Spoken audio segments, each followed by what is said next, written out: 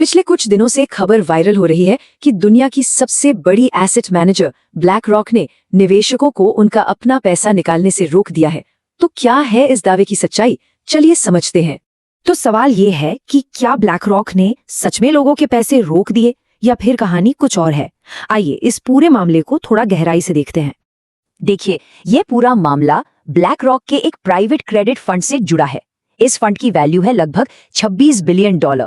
अब private credit fund का मतलब है ऐसा फंड जो अपना पैसा बड़ी बड़ी कंपनियों को लोन पर देता है। हुआ ये कि इस फंड के कई निवेशकों ने एक साथ अपना पैसा वापस निकालना चाहा। कुल मिलाकर फंड की टोटल वैल्यू का करीब 9.3% निकालने की रिक्वेस्ट आ गई, जो कि एक बहुत बड़ी रकम है।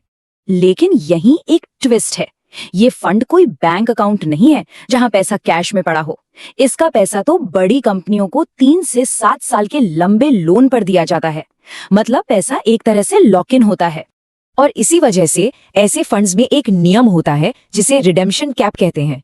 ये एक लिमिट होती है कि एक बार में कितना पैसा निकाला जा सकता है ताकि फंड की स्टेबिलिटी बनी रहे।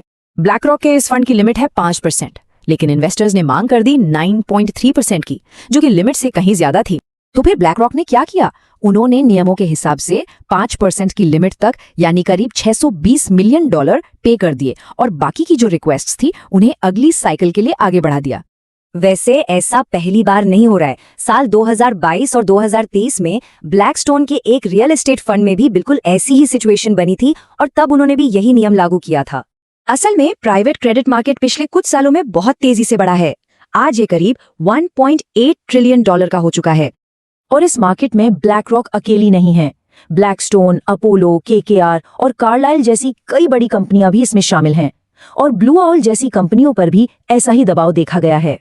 इस खबर के बाहर आते ही मार्केट में थोड़ी घबराहट दिखी। इस सेक्टर से जुड़ी कंपनियों के शेयर्स में 5 से 6% की गिरावट भी आई।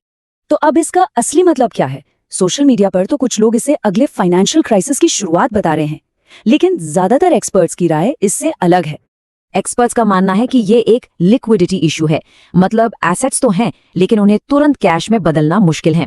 तो कुल मिलाकर ये एक वार्निंग सिग्नल जरूर है, लेकिन इसे अभी से ग्लोबल फाइनेंशियल मेल्टडाउन कहना थोड़ी जल्दबाजी होगी।